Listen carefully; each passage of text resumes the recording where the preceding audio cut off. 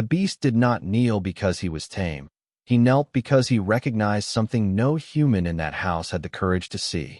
Emma Miller arrived at Ravencrest Manor with rain in her hair, mud on the hem of her gray dress, and a folded letter of employment pressed beneath her trembling fingers.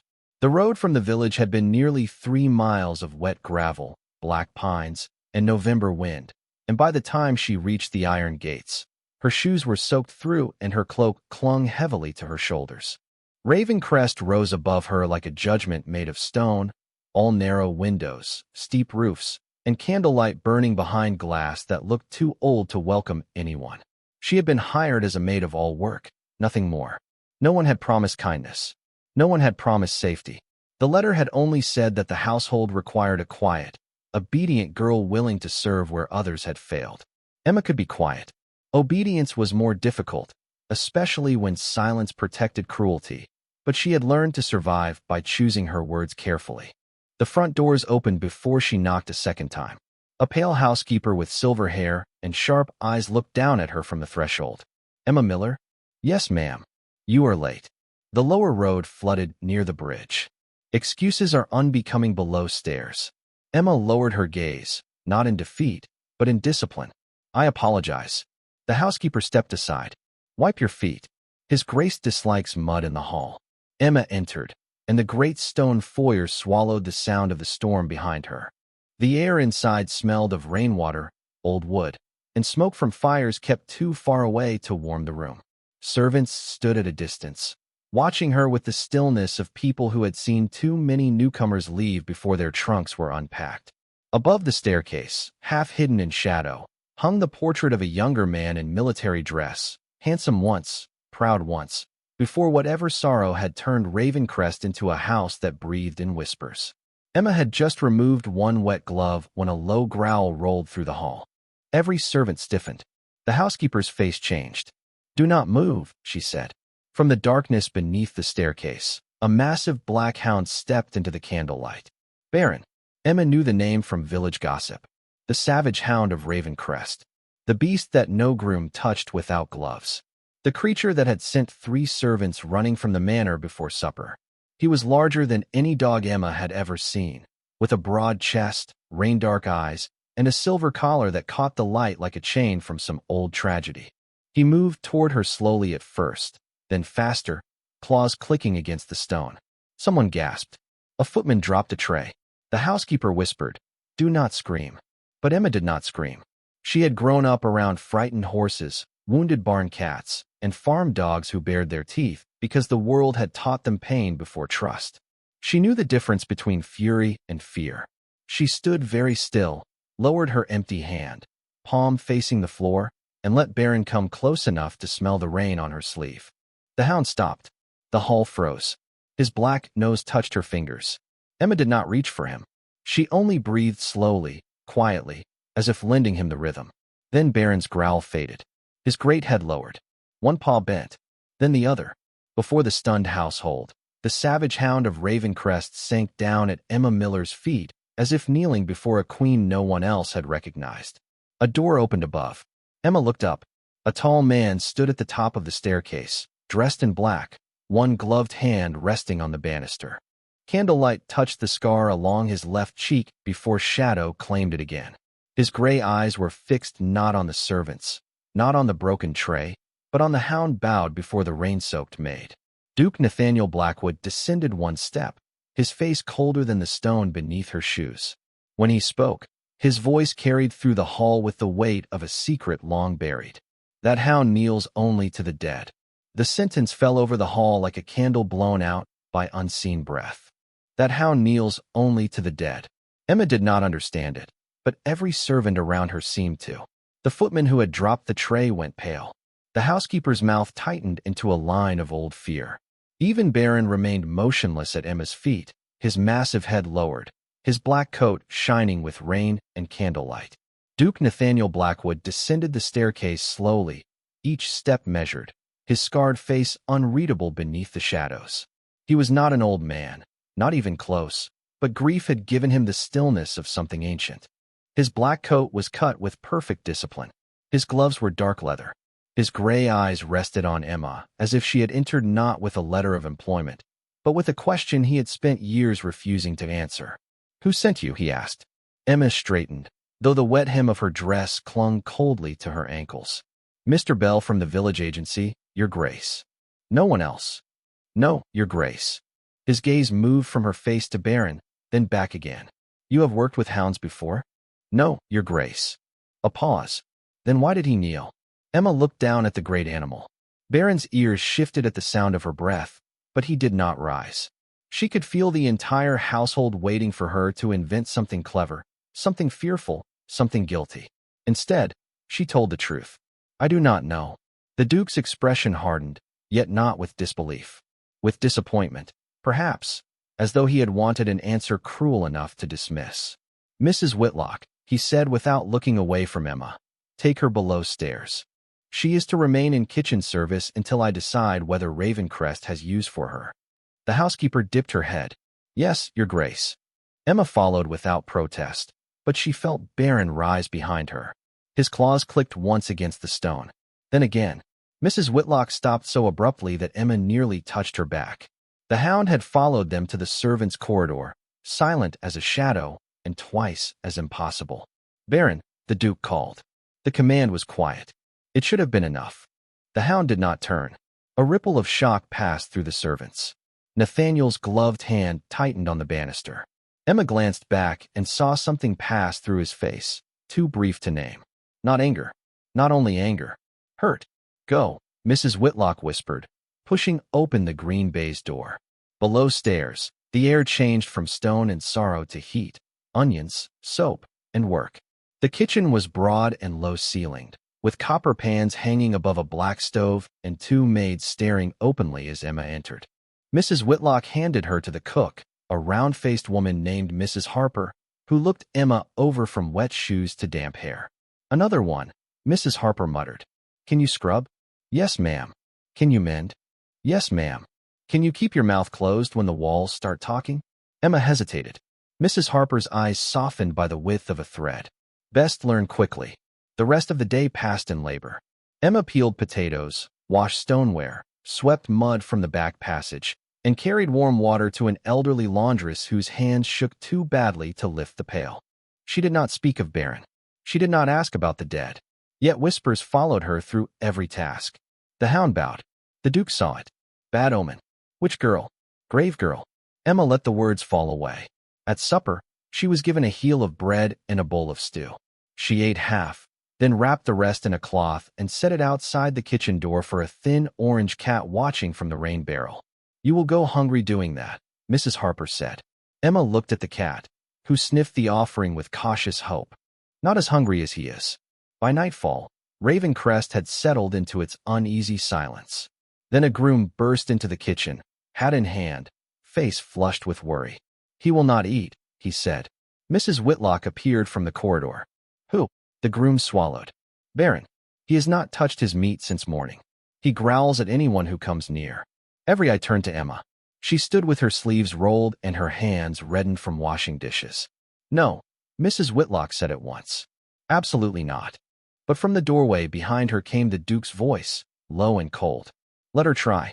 Emma dried her hands, took the heavy bowl from the groom, and followed them through the rain-wet courtyard to the kennel house. Baron stood in the far stall, eyes glowing in the lamplight, his food untouched. The men stayed back. Emma entered alone, set the bowl on the straw, and stepped away without a word. Baron looked at her. Then he lowered his head and began to eat. Outside the stall, Nathaniel watched as if the Hound had just betrayed every law of his lonely world. By morning, the entire servants' hall knew that Baron had eaten from Emma Miller's hand, though she had never touched him at all. That detail mattered to Emma, but not to the people who whispered while polishing silver and folding linen. Stories rarely kept their shape once fear began chewing at them. By noon, one maid claimed Emma had spoken a secret word to the Hound. By tea, a groom insisted Baron had bowed his head like a churchman at prayer. By dusk, Mrs. Whitlock had ordered everyone to stop repeating nonsense, which only made the silence around Emma grow sharper. She scrubbed the back stairs, beat dust from hearth rugs, carried coal, and answered every instruction with a steady "Yes, ma'am." Yet everywhere she went, she felt Ravencrest watching. The manor was not merely large. It was listening. Its corridors curved through cold pools of shadow. Its windows looked out over wet fields and black woods. Its walls held portraits of stern Blackwoods who seemed offended by the very idea of warmth. Emma kept her eyes on her work until late afternoon, when Mrs. Harper sent her upstairs with a tray of hot water, clean cloth, and a small pot of liniment. "Library," the cook said. "For his grace. Leave it inside the door and do not stare." Emma accepted the tray. "I do not stare." Mrs. Harper looked at her for a long moment. "That may be why the Hound trusts you." The library stood at the end of the west corridor, behind double doors carved with ravens and oak leaves. Emma knocked once. No answer. She opened the door just enough to step inside. The room was vast and dim, its shelves rising nearly 20 feet to a shadowed ceiling. Rain tapped against the tall windows. A fire burned low in the marble hearth. Duke Nathaniel Blackwood stood beside the desk with one glove removed, his bare hand braced on the wood, fingers trembling almost imperceptibly. His scar was more visible here, drawn pale along his left cheek where the lamplight touched it. The rest of his face was controlled, but his hand betrayed him. Pain had a language of its own, and Emma had learned it long before Ravencrest. She had seen it in horses that flinched before a gentle brush, in her father's shoulders after long winter work, in her own chest whenever someone spoke of poverty as though it were a moral failing. Nathaniel looked up sharply. "I said leave it by the door." "You did not answer, Your Grace." "Then you should have understood silence." Emma set the tray on the nearest table, not too close to him, not too far. Sometimes silence means a person cannot ask. His eyes narrowed. Any other servant might have lowered her head and fled.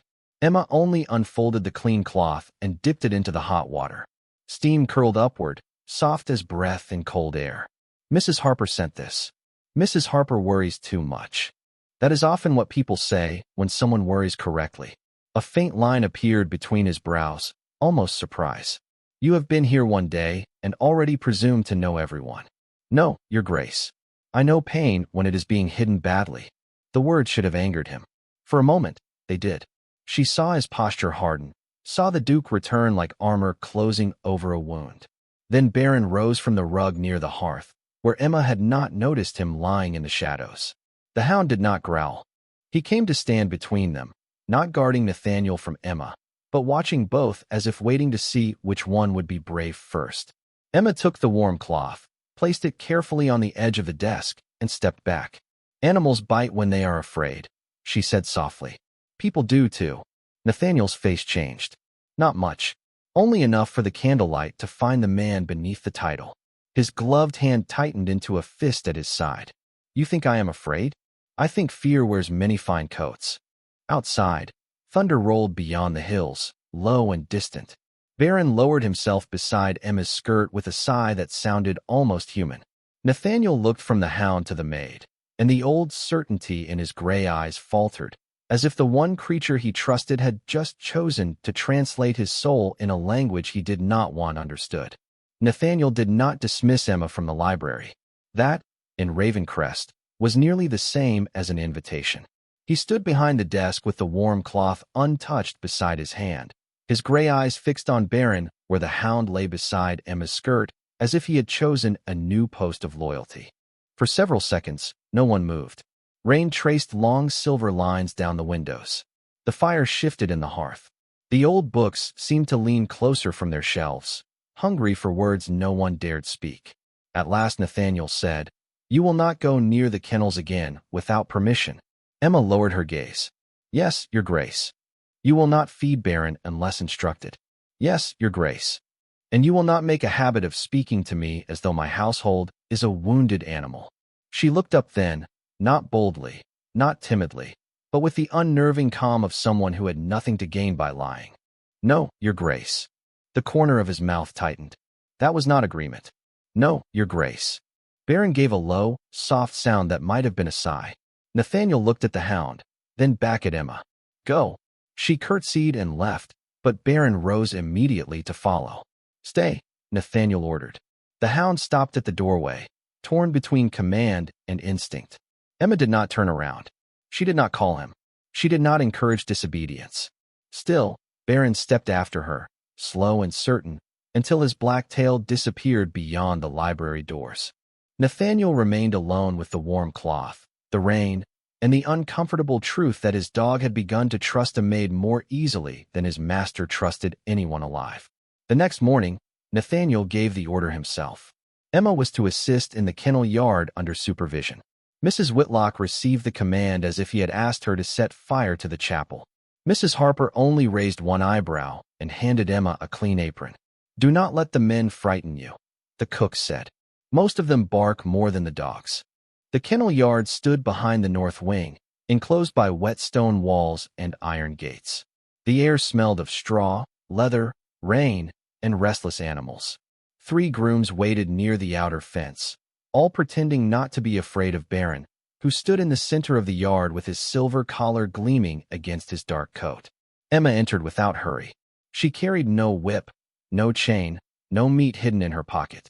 Only a bucket of clean water and a brush with worn wooden bristles. Baron watched her. She set the bucket down 6 feet away and sat on an overturned crate, hands folded in her lap. "Good morning," she said quietly. The grooms exchanged looks. Baron did not move. Emma did not move either. 10 minutes passed. Then 20. Rain misted over the yard. Her apron darkened at the knees. At last Baron crossed the space between them, lowered his head, and stood close enough that the tip of one ear brushed her sleeve. Emma lifted the brush slowly, letting him see every motion. "May I?" she asked. One groom snorted under his breath. Baron turned his head toward the sound, and the man went silent. Emma waited until the hound looked back at her. Then she brushed once along his shoulder. Baron closed his eyes. From the covered walkway above the yard, Nathaniel watched, unseen. The sight should have satisfied him. Instead, it unsettled him. Emma had not conquered the animal. She had made room for him to choose peace. Later, as the rain thickened, Baron suddenly lifted his head and moved toward the old kennel room at the far end of the yard, a narrow stone building locked since the fire years before. Emma followed only far enough to see him press his nose to the bottom of the door. He whined once. Not loudly, not savagely, like a memory asking to be let in. "That room is forbidden," one groom called. Emma stopped. Baron scraped one paw gently against the threshold, then looked back at her. The door's iron lock was rusted, but beneath it, caught in the seam between stone and wood, lay a small white thread darkened by age. Emma knelt and drew it free. It was not thread at all, but the corner of a handkerchief embroidered with a single elegant letter. "Hey!" From the walkway, Nathaniel's voice came cold and sudden. "Step away from that door." Emma rose with the handkerchief corner in her fingers. Baron placed himself between her and the locked room, not guarding the secret from her, but guarding her from what the secret might cost. Emma closed her fingers around the torn corner of the handkerchief, not because she meant to keep it, but because the sight of Nathaniel's face told her it mattered. The Duke crossed the kennel yard with the controlled speed of a man refusing to run from his own past. Rain darkened the shoulders of his black coat. His gray eyes did not leave the small white cloth in her hand. "Give it to me," he said. Emma obeyed at once. There was no defiance in surrendering evidence to its rightful pain. Nathaniel stared at the embroidered letter, and for 1 second the years seemed to fall away from him. The scar on his cheek looked paler in the rain. Baron stood beside Emma, broad and silent, his body angled toward the locked room as if the old door still breathed danger. "Where did you find this?" Nathaniel asked. "Caught beneath the threshold." "You opened nothing?"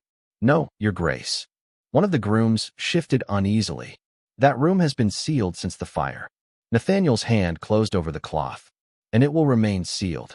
He turned before anyone could see more of his face, but Emma heard the roughness in his breath. Not anger, memory. By noon, news of the discovery had reached every corner of Ravencrest, though no one dared speak of it loudly. The letter, it became a ghost moving below stairs. "Ashford," someone whispered near the pantry. "No," another answered, "do not be foolish. Lady Victoria arrives today." Emma was polishing the back hall candlesticks when the front bell rang, bright and commanding. A carriage had come through the rain, its wheels shining with wet gravel, its lamps trimmed in gold. Lady Victoria Ashford entered Ravencrest as if the house had been built to receive her reflection. She was white-skinned, elegant, and perfectly dressed in pale green silk beneath a cream traveling cloak, her golden hair arranged with a softness that seemed carefully practiced. She smiled at Mrs. Whitlock, offered a gloved hand to Nathaniel, and let her gaze pass over Emma as one might pass over a stain on the floor. "Your Grace," Victoria said, her voice honeyed. "I worried the storm would keep me away." Nathaniel bowed with formal restraint. "Ravencrest survives storms. Some storms leave marks," she replied, eyes flicking briefly to his scar before returning to polite warmth. Emma saw it. So did Baron. The Hound, lying near the hearth in the entrance hall, lifted his head. A low sound gathered in his chest, quiet enough to be missed by anyone who did not understand fear wearing perfume. Victoria's smile tightened, still keeping that animal so close. "Baron belongs here," Nathaniel said. "How loyal of him," she murmured. Then her eyes turned to Emma. "And this must be the maid everyone is discussing." The word maid was not cruel by itself. In Victoria's mouth, it became a step downward. Emma curtsied. "My lady." Victoria tilted her head. "How unusual. I hear you have a talent for attracting creatures with difficult temperaments." Mrs. Whitlock inhaled sharply. Nathaniel said nothing. Emma kept her hands folded. "I try to be calm around those who have been frightened." Victoria's eyes cooled. A charming village philosophy. That evening, dinner was served in the long dining room, though Emma remained with the other maids near the sideboard. Victoria spoke brightly of Newport, charity committees, family alliances, and the importance of respectable households maintaining respectable boundaries. Nathaniel answered little. Baron lay at the far end of the room, his eyes never leaving Victoria. At last, she gave a soft laugh and said, "It is admirable, Your Grace, that you show kindness to your servants. But kindness can confuse young women who have never known their place among their betters." The room went still. Emma felt every servant watching her without looking. Nathaniel's hand tightened around his glass, but still he remained silent. Victoria smiled gently, as if the wound were a lesson. A maid should never mistake an animal's odd behavior for destiny. Baron rose. He crossed the carpet with slow, deliberate steps and stood before Emma. Then he placed one great paw gently on the edge of her plain black skirt, not pulling, not demanding, only anchoring her there before them all. Emma looked down at him, her throat tight. Nathaniel looked too, and something in his face shifted with the first terrible understanding that the creature he trusted most had chosen the person everyone else was trying to shame. Baron kept his paw on Emma's skirt for only a few seconds, but those seconds changed the room more than any accusation could have done. The servants saw it. Victoria saw it. Nathaniel saw it most of all. The Hound did not look savage then. He looked certain. Emma lowered her hand, stopping just above his head without touching him, allowing him the dignity of choosing whether comfort was welcome. Baron leaned into her palm. A faint sound moved through the dining room. Not quite a gasp, not quite a prayer. Victoria's smile thinned. "How theatrical," she said lightly. One might almost believe the creature was trained for sympathy. Nathaniel's eyes lifted to hers. Baron was never trained for sympathy. "No," Victoria replied, and the sweetness in her voice sharpened by a thread. "He was trained for worse things, was he not?" The words settled badly. Baron's ears drew back. Emma felt the great animal tremble against her skirt, not with anger, but with the memory of a fear too old to name. She looked toward the rain-dark windows, where thunder moved over the hills like a heavy carriage crossing a bridge. Later that night, long after Lady Victoria retired to the guest suite and the household sealed itself into whispers, the storm deepened. Rain struck the roof in hard silver sheets. Emma was carrying folded linen through the servants' corridor when Baron appeared at the far end, his dark shape filling the passage. He did not bark. He turned and walked away, then stopped to look back. "I am not allowed," Emma whispered. Baron stared at her with eyes that had trusted her before any human dared. Then he walked on. Emma followed. He led her through the back hall, past the cold boot room, across the wet courtyard, and into the old kennel yard where the rain fell harder between the stone walls. The forbidden kennel room waited at the far end, its iron lock dark with rust, the door swollen from years of weather. Baron pressed his nose to the threshold and gave one low whine. Then lightning opened the sky. The white flash struck the yard, and Baron dropped low, shaking. Not a beast, not a monster, a frightened creature trapped inside yesterday. Emma knelt a few feet away, keeping her voice soft. You are here. You are safe. I am not leaving. The thunder rolled. Baron crawled toward the door and scraped gently at the lower boards. Something shifted beneath the wood. Emma saw a narrow gap where age had loosened the threshold. She reached carefully, not forcing, only feeling along the wet edge, and her fingers closed around a small metal box hidden under a warped plank. It was no larger than a Bible, cold, dinted, and wrapped in oilcloth. Emma. Nathaniel's voice came from behind her. She turned. He stood in the rain without a hat, his coat open at the throat, his face pale beneath the stormlight. He had followed them. Baron remained crouched beside the door, trembling. Emma held up the box. He wanted this found. Nathaniel stared at it, as if she had lifted a piece of his own heart from the mud.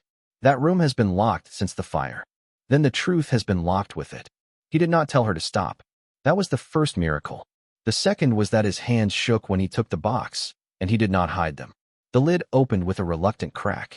Inside lay several folded letters, a stable ledger, and a small brass key blackened by smoke. Nathaniel unfolded the top letter under the shelter of the overhang, rain dripping from his hair onto the page. The handwriting belonged to old Mr. Harris, the former master of horses, who had vanished from service after the night of the fire. Your Grace, if I am gone before I can speak, know this, the Hound did not cause the ruin. Baron tried to lead us to you. The fire was set to destroy the Ashford transfer papers, and Lady Victoria knew more than she admitted. I saw her handkerchief near the tack room. I heard her father's man arguing by the stalls. The dog was blamed because a beast cannot defend his name, and a scarred man is easy to make ashamed. Nathaniel stopped reading. The rain seemed to fall farther away. Emma watched his face change, not breaking, not yet, but losing the shape of a lie he had carried too long. Baron rose slowly and pressed his wet head against Nathaniel's side. For the first time, the Duke did not command him away. He placed one bare hand on the Hound's neck, then looked at Emma through the rain and the wreckage of 7 years. He was protecting me, Nathaniel whispered. Emma's voice was barely louder than the storm. He still is. By dawn, the rain had softened into a cold mist, but nothing inside Ravencrest felt softer. The metal box lay on Nathaniel's desk in the library, its letters spread beneath the green-shaded lamp like bones finally brought into the light. Emma stood near the door because she was still a maid and knew the distance the world expected her to keep. Baron sat beside her, refusing the rug near the hearth, his great black body forming a quiet barrier between her and the rest of the room. Nathaniel read every page twice. He did not rage. He did not throw accusations into the air where they might scatter.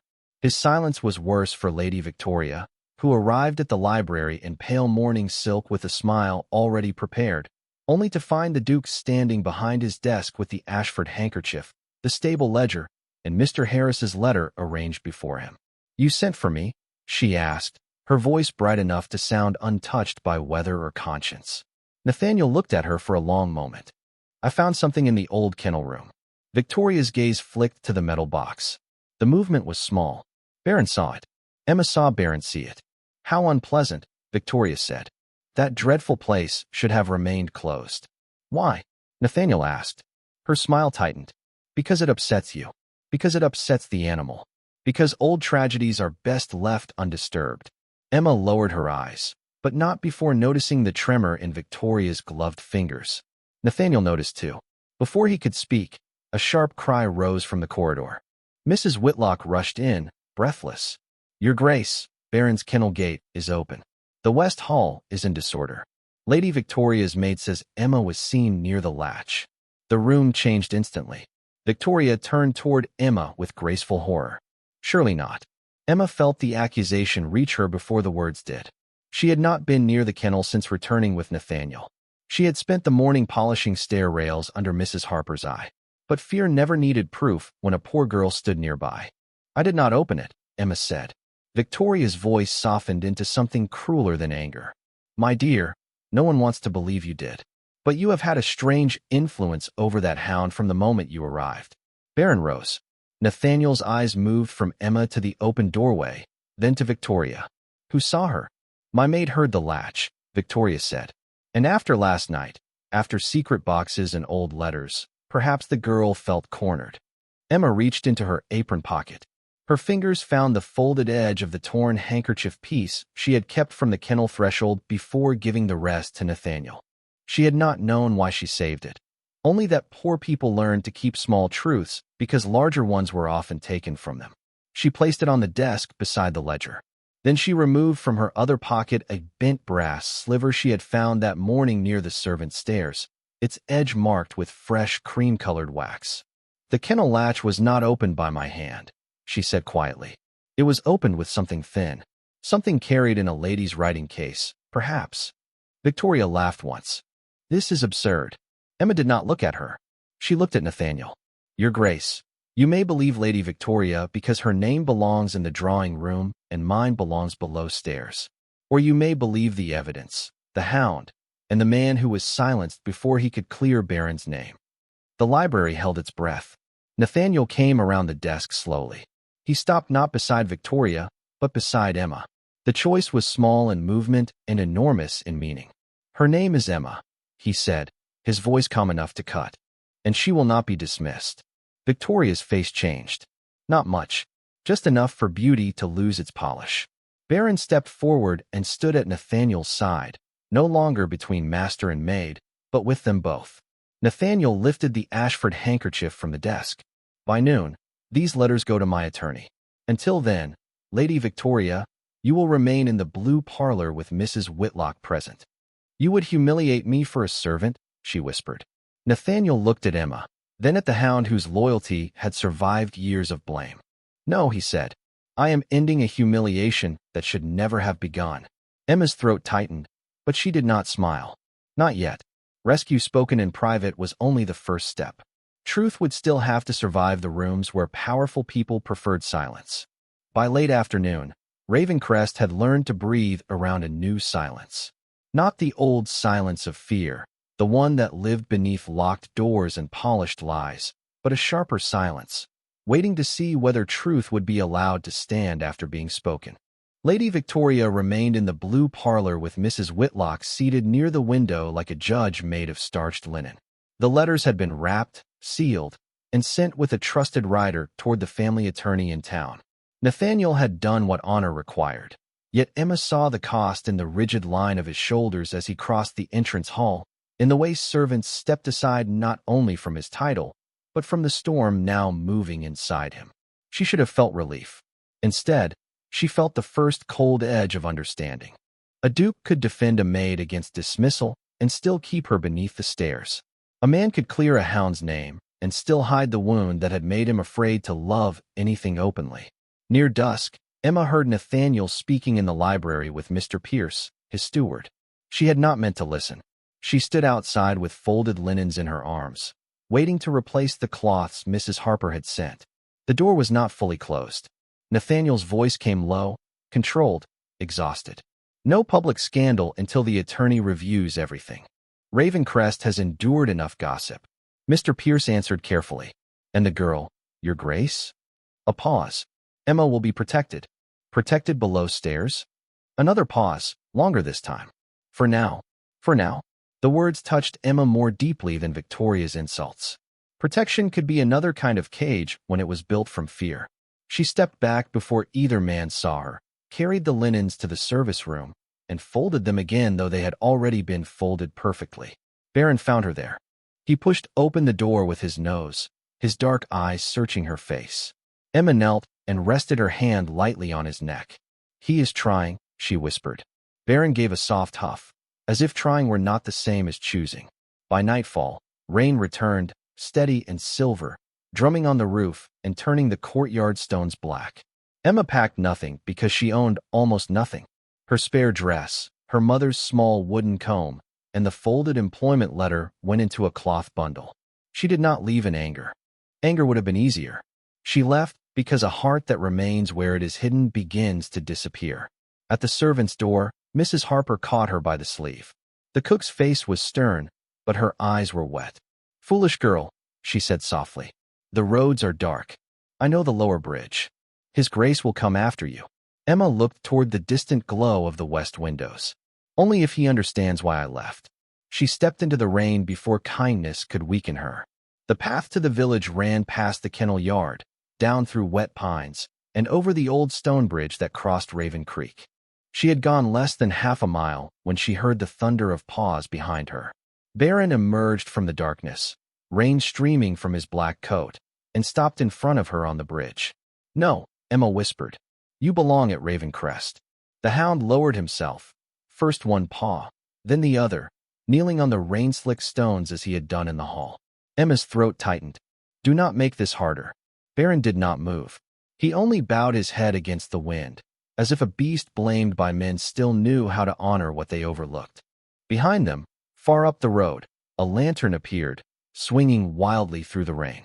Nathaniel came on foot, his black coat unfastened, his hair wet, his breath visible in the cold.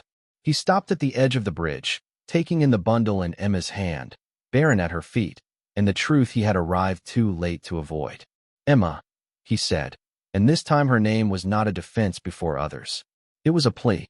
She stood in the rain, small and unbending, her face pale beneath the hood of her cloak. "He recognized me before you did, Your Grace." Nathaniel flinched as if the words had found the most honest place in him. "I protected you." "No," she said gently. "You protected your house from losing me. That is not the same." The creek moved dark and restless beneath them. Baron rose and pressed his body against Emma's skirts, shielding her from the wind. Nathaniel looked at the Hound, then at the maid whose quiet courage had done what rank, pride, and years of solitude had not. His voice, when it came, was stripped of command. "Then teach me the difference." Emma's eyes filled, but no tear fell. "I cannot teach what you are not willing to choose in daylight." For a long moment, only the rain answered. Then Nathaniel removed his gloves, stepped onto the bridge, and lowered himself to one knee before her and Baron, not as a duke giving orders, but as a man finally learning how pride must bow before truth. "Then daylight begins now," he said. Nathaniel did not rise from the bridge until Emma gave him permission with the smallest movement of her hand. It was not forgiveness. It was not surrender. It was simply the first honest step across a distance that had been built from rank, fear, and 7 years of silence. Baron stood between them for a moment, rain sliding down his black coat, then turned toward Ravencrest as if the decision had already been made. They walked back together beneath the storm. Nathaniel carried Emma's small bundle without asking to take her hand. That restraint touched her more deeply than any grand declaration could have done. By the time they reached the manor, every lamp in the entrance hall had been lit. Mrs. Harper stood near the servants' door, wiping her hands on her apron. Mrs. Whitlock waited beside the staircase, pale and rigid. Lady Victoria stood in the center of the hall with her cloak already fastened, her beauty sharpened by humiliation. Servants lined the walls, silent, afraid to hope. Nathaniel stepped forward first, water dripping from his coat onto the stone floor. Emma stood beside him, plain dress darkened by rain, face calm, chin lifted. Baron took his place at her feet. "No one leaves this house under a lie again," Nathaniel said. His voice was not loud, but it filled the hall more completely than thunder. He held up the second letter from Mr. Harris, the one the attorney's writer had returned after finding an old witness in town who confirmed the stableman's account. Baron did not bring disgrace to Ravencrest. Emma Miller did not deceive this household. The Ashford name used fear, class, and silence to bury what should have been spoken years ago. Victoria's lips parted. "You would ruin an old family for a maid?" Nathaniel looked at her then, not with hatred, but with the cold clarity of a man cured of an old fever. "No, I would stop letting old families ruin honest people." Mrs. Whitlock lowered her eyes. Mrs. Harper drew in a breath that sounded almost like relief. Baron stepped forward, and Victoria flinched before she could remember her pride. The Hound did not growl. He did not threaten. He only looked at her, steady and sorrowful, as if even a beast could pity someone who had mistaken cruelty for power. Nathaniel turned to Emma. Before all of them, before servants and guests and household law, he removed his dark gloves and placed them on the table by the door. "I told myself I was protecting Ravencrest," he said. "I was protecting my cowardice. I let a loyal creature be feared. I let a gentle woman be shamed. I let my silence wear the clothing of dignity." Emma's eyes softened, but she did not speak for him. That was his work to finish. Nathaniel stepped down from the raised entry platform and knelt. not only before Emma, but beside Baron.